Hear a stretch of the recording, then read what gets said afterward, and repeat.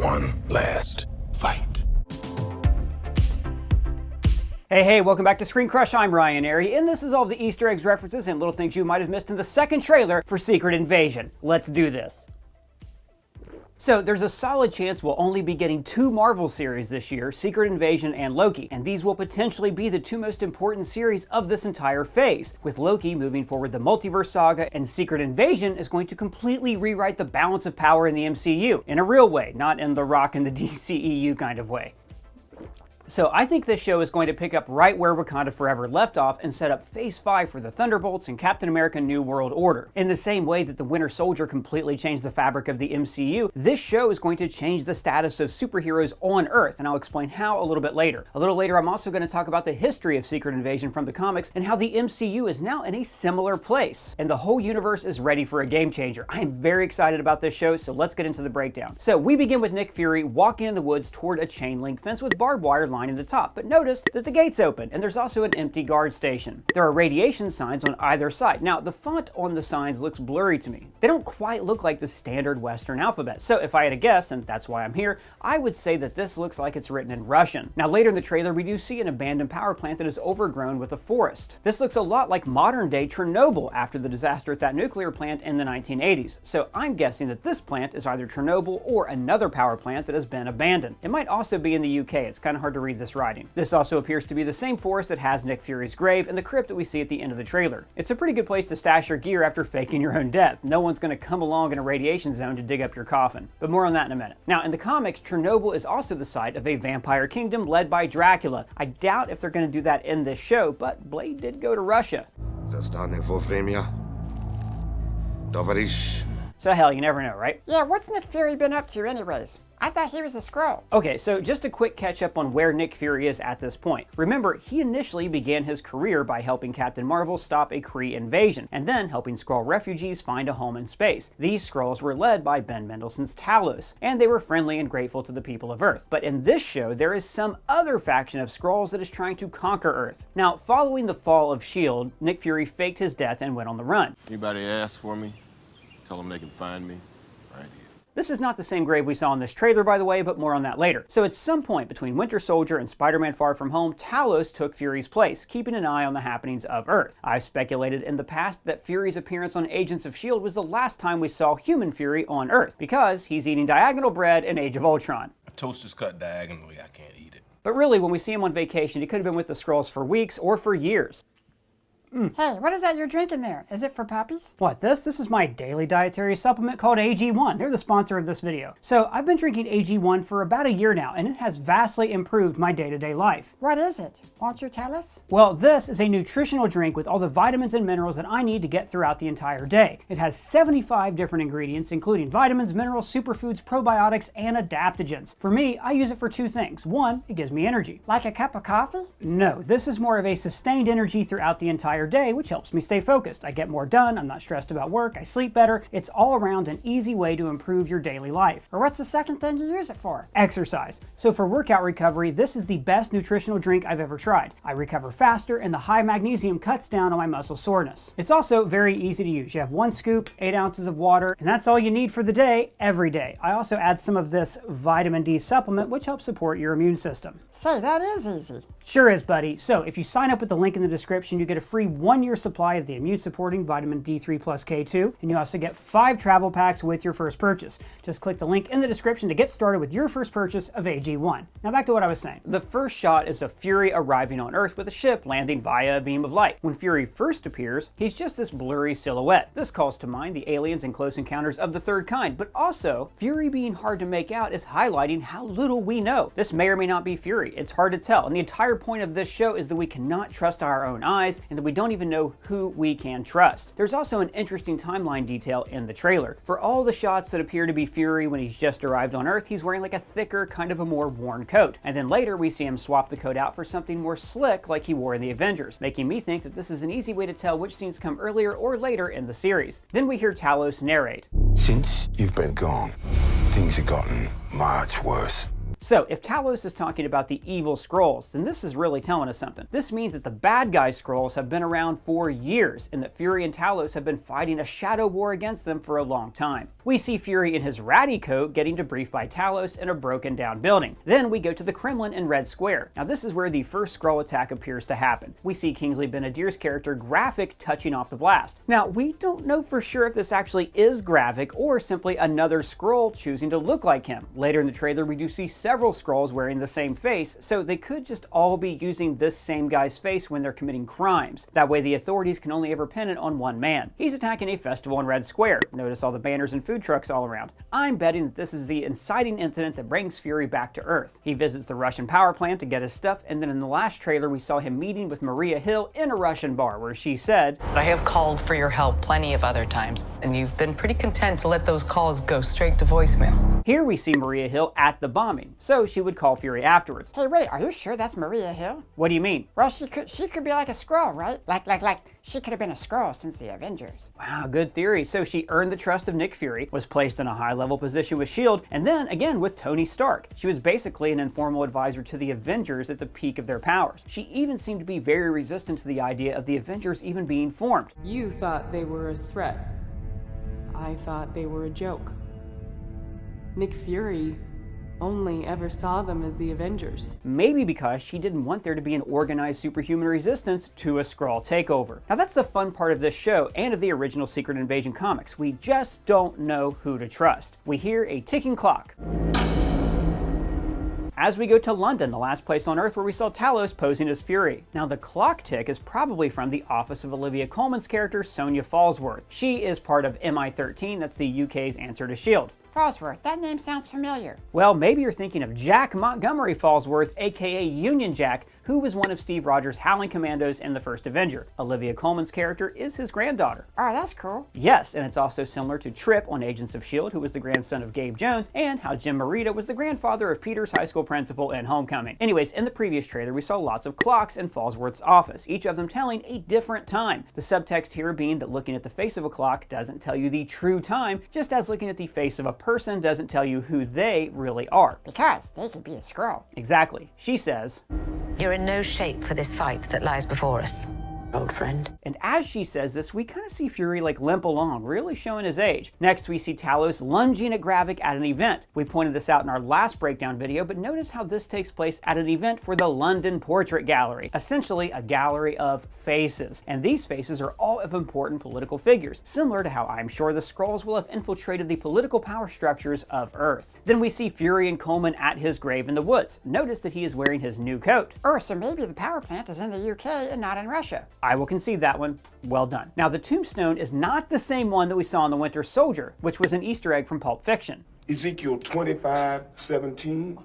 Instead, this tombstone is from a Bible verse, John 15:13. Greater love hath no man than to lay down his life for his friends. So it could be that Nick faked his death more than once, but I doubt it. Notice that the tombstone is for Colonel Nick Fury. Our Nick Fury was director of S.H.I.E.L.D. when we met him. Nick Fury, director of S.H.I.E.L.D. So did he fake his death and then become director of S.H.I.E.L.D.? Doesn't make any sense. No, it doesn't, and I think this is because this is not his grave. This is the grave of his father, the original Nick Fury, who probably fought in World War II. See, in the comics, Nick Fury looked like this. David Hasselhoff played him in a TV movie, but then in an alternate comic universe called the Ultimate Universe, artist Brian Hitch drew him to look like Samuel L. Jackson. So they cast Samuel L. Jackson in the MCU. Then, later in the comics, they said that the original Nick Fury died, and they basically replaced him with a son who looks exactly like Samuel L. Jackson. So maybe this grave is for the Hasselhoff Nick Fury, our Fury's dad, and he sacrificed himself saving other soldiers in the war, hence the tombstone. But this room is the real fun for me. So this looks like a crypt, basically a place in a cemetery where they might store ashes inside the wall, usually with some kind of plaque to commemorate a person. In this case, Fury has activated a secret compartment behind this wall, where I'm guessing his really nice coat was stored. But let's look closer at this. If you notice, there are Norse runes written on here. You can't really make out the bottom, and Norse runes are weird, okay? They're kind of like hieroglyphics where each character represents an object. So all of this is telling a story. So stay with me here. This roughly means ice challenge in the water ocean, protection, haven with Odin, danger, giant, rain and joy, harmony, kinship, the sun, honor, thunderbolt, danger, challenge, journey, and Thor. So when you add all that together, it is saying that this is a place of sanctuary and a friendship that will soon lead into danger and a challenge, where a hero will have to rise to meet the occasion. The repeated mentions of Thor are also interesting. Maybe this is some kind of weapon that Thor left for Fury, or that Fury took from Thor. Yes, well, that's a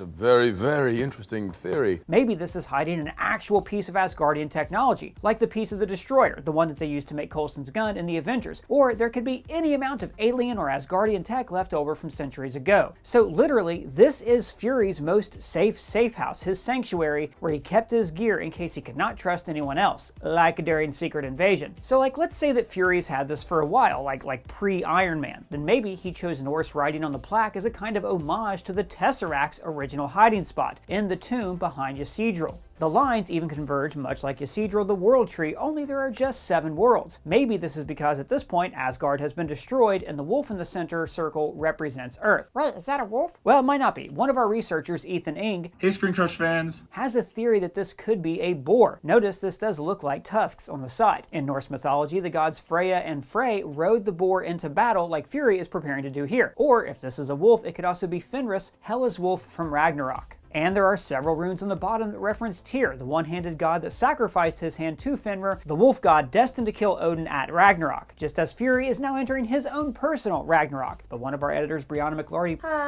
pointed out that we've seen an image of a knight surrounded by 7 circles before, in this drawing from Werewolf by Night, where the circles represent phases of the moon surrounding heroes, and all the paths of the moon are leading to the Bloodstone, so maybe there's an ancient mystical artifact stored inside. Or it could just be where Fury keeps his really nice coat. Or it could be that, yeah. When he switches into his working clothes, like Mr. Rogers at the end of every episode, we hear, Very few of us know about the wars fought in the shadows. implying that there has been a clandestine war against extraterrestrials on Earth for decades. Even before the Avengers? Yes, as long as the conflicts were kept secret, no regular people needed to know about them. But then, when the Destroyer arrived on Earth and leveled a small town in New Mexico, Fury decided to accelerate the Earth's defense capabilities by weaponizing the Tesseract. It all connects. take a look at this. So then we see the other people who are aware of this secret war. Maria Hill and Agent Everett Ross. Now Ross, in Wakanda Forever, was arrested by the CIA for helping the Wakandans. The channel Heavy Spoilers theorized that he could be a Skrull, and I think this is a great theory. He has managed to be in contact with several superhuman events. He could have been Zemo's secret accomplice in Civil War, helping to break apart the Avengers to weaken the Earth for an extraterrestrial invasion. He was then coincidentally assigned to a person of interest to the Wakandans, allowing him to get into the good graces of the royal family. And he was married to the director of the CIA, which would make him privy to all sorts of state secrets. And then he chose Wakanda over his own country, thereby staying in the good graces of the most powerful nation in the world. This guy's a Skrull. In the previous trailer, we saw a helicopter attack a presidential motorcade, which we see glimpses of in this trailer. Now, in this movie, Dermot Mulroney is playing President Ritson. So he's the same president that wanted a regime change in Wakanda. His motorcade is attacked, and I think that it's attacked by the good guys because Ritson was actually a Skrull. That would explain why he was pushing for regime change in Wakanda, to weaken them for a Skrull invasion. Then we see Emilia Clarke's character Gaia crying over a body. Later in the trailer, we see Talos wounded and mid-transformation. Now remember, Skrulls revert back to their original forms when they die, and Gaia is Talos' daughter, who we met when she was just a kid in Captain Marvel. Heavy Spoilers also theorize that she could be the Skrull who meets Monica Rambeau at the end of WandaVision, which would be very cool because they also met when they were kids. Point is, this could be her father's body, and we could be seeing the death of Talos. So then Gaia finds all these creepy bodies hooked up to these tables. Now these immediately call to mind the all-time greatest alien invasion movie, the 1978 remake of Invasion of the Body Snatchers. In that film, humanity is replaced by pod people, kind of like the Skrulls, and these pod people are grown as plants. As they grow, they are hooked up to their human hosts who begin to slowly disintegrate. I think it's possible that Gaia has found a secret chamber, and these are the humans who have been replaced by Skrulls, and this is where they're being kept in stasis. Or why not just kill the humans? Well, maybe they want to keep some of them alive to power some machine. Or maybe they need to scan their brains for information so they can answer key details that they need when they're impersonating those humans. We saw the Skrulls use brain scanning tech on Carol Danvers in Captain Marvel, so this wouldn't be too much of a stretch. Fallsworth asks Fury, Do you feel responsible? Because like all of this clandestine alien stuff would have started with Fury in the 1990s. Maybe if he hadn't trusted the Skrulls, they wouldn't be in the situation they're in right now. And then the big question. Where are the Avengers? So this is a French newspaper about the Battle of New York. This could be vintage, or we could be seeing a flashback to the aftermath of that battle. Maybe the Battle of New York is what inspired the Skrulls to take over Earth. They saw that the planet was no longer safe from alien invasion, that it was no longer off the grid, so to speak, so the Skrulls decided that they would do a better job protecting the planet than the Earthlings did, which... You take away my world, I take away yours. Fair point. But then there's the big question. Where are the Avengers? So the MCU has been clear as mud about the status of this team. We know that most of the key roster died, retired, or went to space, and there's no new team to pick up the pieces. This allowed Quentin Beck to fool the world, and it meant that Wanda had no emotional support network and Peter didn't have someone to help him get into college. Now I do think that the multiverse saga has been hurt by not having big team-up movies to cap off each phase, but we are starting to see the power vacuum cause problems in the universe. In the comics, this same power vacuum has been filled by teams like the Dark Avengers or the Young Avengers. So this makes me really excited for where we're going. Then we see this chamber where Fury fights Gavik later in the trailer. Now I'm curious, what is this thing? Is it a teleporter? A way to replace all humans with Skrulls? A mind wipe machine? Is it being powered by those human bodies that we just saw? We do get the feeling that the top level politicians around the world have been replaced because Rhodey says, You're the most wanted man on the planet. And we see Fury's profile posted on the screen. So Fury would presumably be a wanted man because the Skrull officials at the top want him captured. Now Rhodey appeared in uniform in Falcon and the Winter Soldier, but here he's in a suit with an American flag pin. I think this means he is likely a politician or at least serving in an administration. Maybe he's part of President Ritson's cabinet as Secretary of Defense or like a Secretary of Superhuman Affairs. In the past, we speculated that Rhodey could be a Skrull, which would make a lot of sense. The Skrulls would want to post an agent to be Tony Stark's best friend to get the inside scoop on all of his tech. And then coincidentally, the Avengers are formed and Rhodey was right there in a position to join the team. Now I do think that the series needs to have some long-term members of the MCU turn out to be imposters, and Rhodey would be a great twist. Fury says, This war is one I have to fight. Alone. And I think this is because Fury blames himself for what's happening. But also, he is the only person that he knows that he can trust. Then we get these shots of the motorcade attack that I mentioned earlier. Now, if Ritson was a Skrull, maybe he was a good Skrull. Stay with me here. Maybe Talos was intimidating Ritson like to protect him. But these government agents, led by evil Skrulls, attack. They kill Talos/Ritson and say, oh my god, the president was a Skrull, to frame him, to make the public afraid of Skrulls. Meanwhile, they get their own Skrull agents to be in charge. Now, we do know who ends up being president after this series, and that is Harrison Ford as Thunderbolt Ross, but more on him in just a bit. Back to the trailer, we see Gaia meeting with Fury in an abandoned restaurant, kind of paralleling him meeting with Carol in a bar. This could be because, like that conversation with Carol, this is when Fury learns key information and he learns that he can trust her. And then we see a specimen case from the Department of Damage Control. So these guys have been all over Phase 4. They took over securing the Chitauri tech in Homecoming, and then arrested Peter in No Way Home and harassed Kamala Khan in Ms. Marvel. I think they're being set up to be the shady government agency that polices superhumans. Now this would be an ideal agency for the Skrulls to infiltrate because they would have access to alien technology and also it would help them to neutralize superhuman threats. This specimen is labeled Cull, and what we have here is the arm of Cull Obsidian, which was hacked off by Wong in Infinity War. Now there's no telling what they're using it for. Let me know what your theories are down in the comments. And then we get a series of those into the trailer action shots. Olivia Colman approaches a tied up man and she has some kind of hypodermic needle, maybe some kind of serum that makes Skrulls revert to their human form. Maybe that's made from the blood of Cull Obsidian. Fury and Gaia running on a rooftop. Gavik reflected in a pane of glass, an effect showing two faces like the many faces of the Skrulls. Then Talos surrounded by humans and screaming. Maybe the evil Skrulls frame him as a crazy rogue alien terrorist. And then we see Gaia back to back with this woman who we saw in the first trailer. Now that woman, played by Charlene Woodard, is Priscilla Fury, the wife of Nick Fury. Wait, he really does have a wife like he said in Winter Soldier? My wife kicked me out. Didn't know you were married. Yes, in the last trailer we saw her open a safety deposit box with a gun inside, probably a weapon that Fury left to her, and maybe it's a special gun that only kills Skrulls. Gavik attacks someone by making his arm huge and gooey. Now this is leading to a lot of speculation that he could be the Super Skrull. In the comics, the Super Skrull was an agent who was given the powers of the entire Fantastic Four to better fight them. Now for years the Skrulls could not imitate superpowers by copying people, so the Super Skrull was like the most deadly Skrull agent. However, by the time Secret Invasion rolled around, the Skrulls had perfected perfected their technology to the point where they could imitate some powers of superheroes. At least I'm safe inside my mind. At least I'm safe inside my mind. And then the trailer ends with Fury walking out of a crypt in his slick trench coat. One last fight. Symbolically, this is telling us that Fury is walking out of the jaws of death, temporarily at least, to clean up his old messes. And guys, Sam Jackson's no spring chicken here. He's got to retire this character sometime, and Nick Fury could actually die in this series. No! This is not how this was supposed to go!